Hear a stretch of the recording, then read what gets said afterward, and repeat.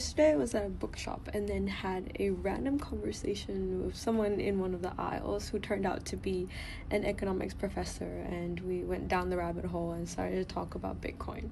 What I find really interesting about these professors, these academic types, is that when I first mentioned that I'm interested in game theory, history, geopolitics, and Bitcoin especially, because that's how I got into all these other things, because I started learning about money, he was very surprised. He was like, I've been a professor for so long, never really understood anything about Bitcoin. I'm not into finance. And I was like, I'm not into finance either.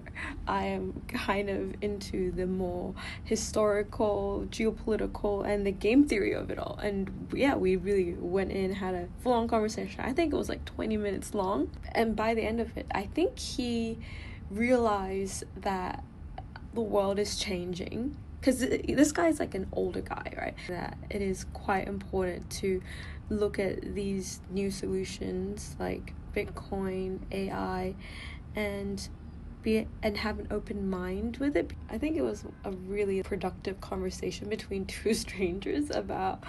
He believes though that the Bitcoiner mentality is a little bit too anarchist and a little bit too extreme for him, and he wants there to be like more structure. I'm not that big of an anarchist, and I'm a bit more of a realist that I think in the end two things must exist at the same time. There will be people who want to protect their money, want to not be involved, or the government to be involved with their decisions, and that will exist. But there will also still be a large group of people who doesn't care and continues to live under the government. And I just wanted to share my latest Bitcoin evangelism, and I think it was quite successful. He was really interested. He was like, I don't know enough about this, and I feel kind of embarrassed as a professor.